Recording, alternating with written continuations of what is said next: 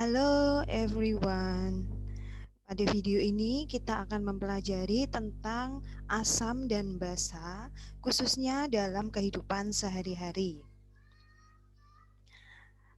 Tujuan pembelajarannya atau apa yang harus kalian capai dalam pembelajaran ini yaitu kalian bisa mengidentifikasi zat-zat yang sifatnya asam maupun basa yang ada dalam kehidupan sehari-hari. Kemudian kalian juga harus bisa mengetahui pengertian asam, pengertian basa menurut beberapa teori yaitu teori Arrhenius, Bronsted, Lowry, dan Lewis. Serta kalian harus bisa menuliskan persamaan reaksi menurut ketiga teori tersebut. Baiklah, sebelum kita mulai pembahasan pada kali ini, kalian bantu dukung channel ini dulu ya dengan subscribe terlebih dahulu. Saya beri waktu 3 detik untuk pencet subscribe-nya dan like-nya. 1, 2, 3. Ya, terima kasih bagi yang telah subscribe. Mari kita bahas ke videonya. Ya, nah ini yang pertama kali adalah ada sebuah gambar ya. Di sini gambarnya adalah buah ya, buah jeruk nih. Nah, buah jeruk nih kira-kira nih rasanya gimana sih? Rasanya asam ya. Ya. Nah, ini kira-kira asam atau basa? Ini termasuk zat yang sifatnya asam. Oke, sekarang ini lemon. Ini juga sifatnya asam. Nah, kemudian ini cuka. Cuka makanan yang biasanya digunakan untuk makan bakso ini asam apa basa?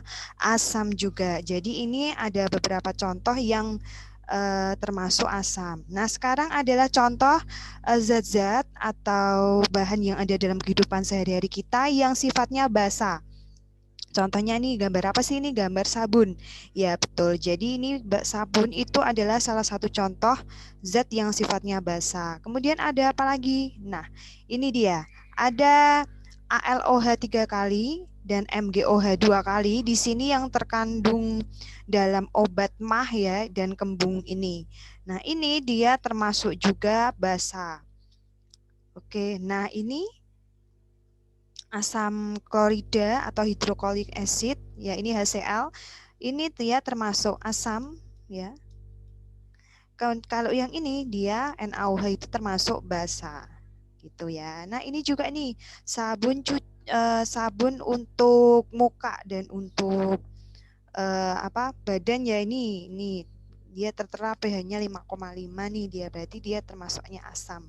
Nah, lalu apa sih asam? Terus apa sih basa? Nah, kita bahas ke video ini secara singkat aja biar kalian tidak bosan.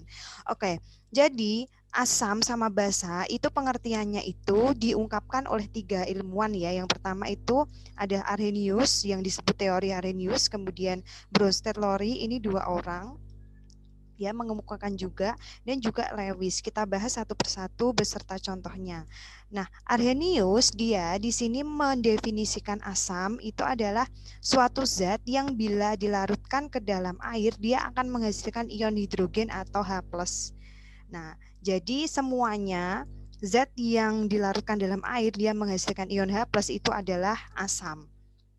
Contohnya ini H XA, nah H ini menyimbolkan asamnya ya, itu akan menjadi X ini adalah X dari sini, kemudian H plus ini adalah yang dihasilkan ketika dia dilarutkan dalam air, dan AX min. Nah, AX min ini adalah sisa asamnya.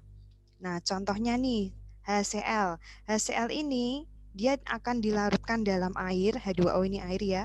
Nah, dia akan menghasilkan ion H+. Nah, karena ada ion H+ di sini, maka HCl ini disebut asam oleh si Arrhenius gitu. Nah, ini ada beberapa dan ini adalah ion sisa asam. Nah, ini ada beberapa zat ya yang kalian bisa lihat di sini semuanya adalah asam. Nah, ini karena dia ketika diionisasi dia akan menghasilkan H+. H+ semuanya. Nah, kalian bisa screenshot terlebih dahulu, boleh silahkan di screenshot ya.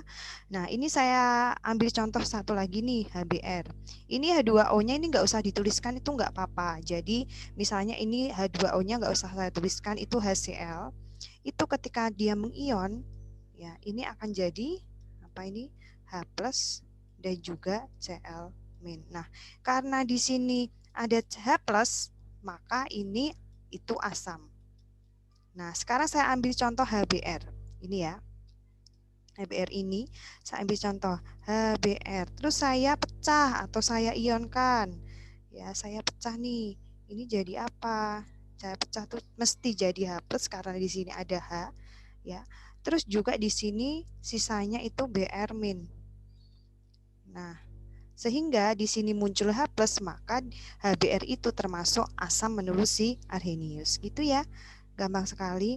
Nah, kemudian kita lihat untuk yang basa. Nah, basa itu adalah suatu senyawa yang jika dilarutkan dalam air akan menghasilkan ion OH-. Jadi kalau tadi menghasilkan ion H+, kalau ini menghasilkan ion OH- di sini.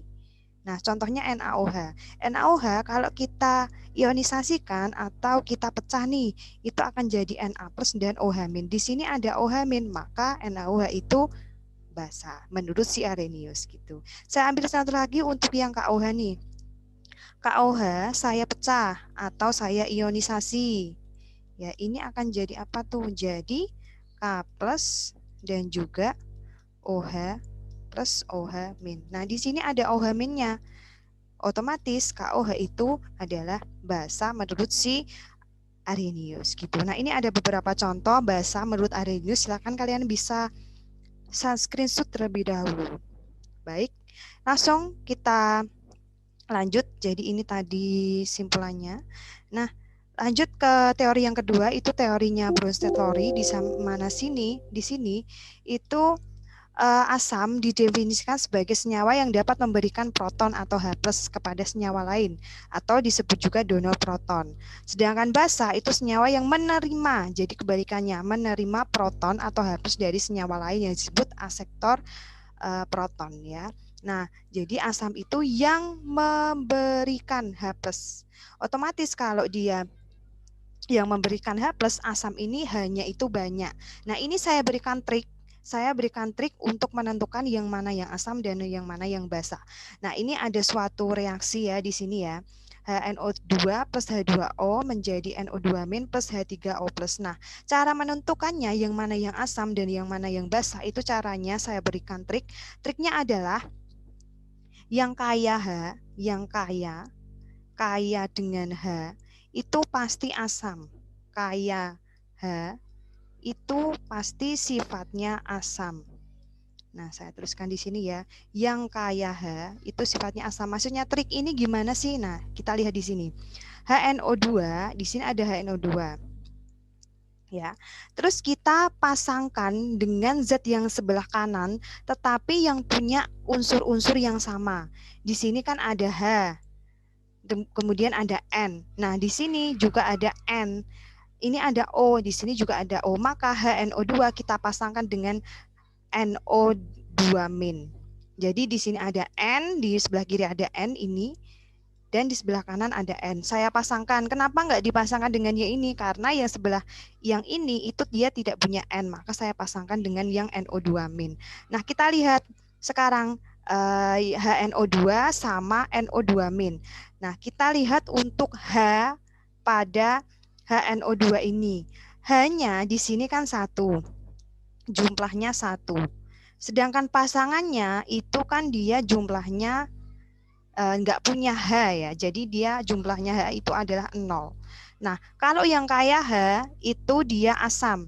Sedangkan yang sebelah kiri itu hanya ada satu, yang sebelah kanan hanya tidak punya. Maka yang banyak H, otomatis ini yang lebih banyak H itu kan HNO2, ini bersifat sebagai asam.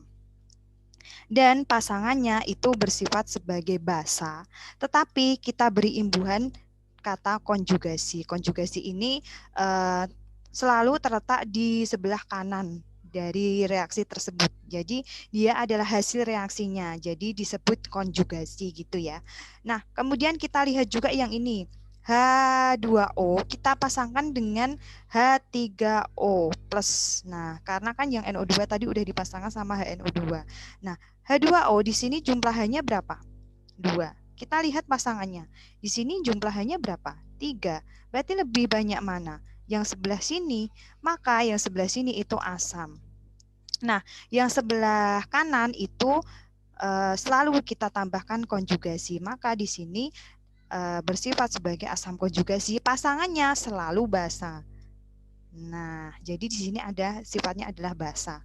Jadi asam itu triknya adalah yang banyak H atau yang kaya dengan H, sedangkan basa itu yang sedikit H. Gitu ya, paham ya? Nah, ini ada beberapa contoh lagi nih. Ini juga ya HCl kita pasangkan dengan Cl-. Kenapa? Karena tadi dia sebelah kiri ada Cl, sebelah kanan ada Cl. Nah, kita lihat ini hanya ada satu, ini nggak punya.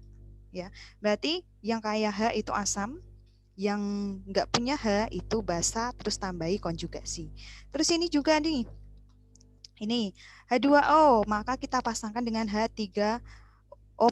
Nah, di sini hanya ada 2, di sebelah kanan hanya ada 3. Maka yang banyak H ini asam, ya asam. Terus kita tambahi konjugasi. Kemudian yang sebelah kiri itu kan hanya dikit maka basa. Nah, ini ada contoh ya. Latihan soal CH3COH plus H2O menjadi CH3CO- plus H3O+. Oke, kalian bisa tuliskan yang mana nih CH3COOH ini dia asam apa basa? Asam atau basa, kalian tuliskan di kolom komentar ya. Kemudian H2O ini juga asam atau basa, kalian tuliskan di kolom komentar. Beserta ini juga CH3COO- itu asam atau basa, konjugasi, tuliskan di kolom komentar dan ini juga. Baik ya, sebagai kalian untuk latihan agar kalian memahami materi ini. Oke, nah ini tadi rangkumannya. Kita lanjut ke teori Lewis ya, ini ya, teori yang ketiga, teori yang terakhir. Nah, menurut si Lewis ini, asam itu adalah suatu molekul atau ion yang dapat menerima pasangan elektron. Jadi elektronnya itu ada 2. Kenapa? Karena di sini tulisannya adalah pasangan elektron, maka nanti elektronnya itu berpasangan atau elektronnya 2. Sedangkan basa itu adalah molekul atau ion yang dapat memberikan pasangan elektron. Jadi asam itu menerima pasangan elektron, basa itu memberikan pasangan elektron. Nah, kita bisa lihat nih di sini. Ini atau kita lihat aja di sini. Nah, ini ya. Jadi tadi ini dia punya 2 elektron. Ini kan satu pasang ya. Nah, di sini dia elektronnya itu diberikan kepada H. Ya, diberikan kepada H. Maka karena dia diberikan, berarti kan otomatis F ini memberikan pasangan elektronnya ke H. Berarti dia menurut si Lewis ya, di sini dia yang memberikan pasangan elektron atau donor pasangan elektron itu adalah basa. Karena F memberikan pasangan elektron, maka dia ini basa. Sedangkan Lewis di sini kan menerima, berarti sedangkan H+ di sini dia itu menerima. Jadi dia sifatnya ini asam, gitu ya. Nah, ini juga. Ini memberikan elektron ke sini. Berarti kalau memberikan ini basa dan ini asam menurut si Lewis. Gitu, sangat mudah sekali ya. Nah, jadi itu adalah beberapa pembahasan ya, beberapa teori, ada 3 teori yang mempelajari atau mendefinisikan asam dan basa juga. Baiklah, jangan lama-lama ya biar tidak bosan. Jika video ini bermanfaat dan juga menambah pengetahuan kalian, kalian subscribe ya, tolong kalian subscribe. Kemudian like, share, dan juga komen tadi ada soal latihan yang kalian bisa tuliskan jawabannya di bawah. Baiklah, terima kasih. Saya akhiri. Sampai bertemu di video selanjutnya ya. Ya, bye-bye. Assalamualaikum warahmatullahi wabarakatuh.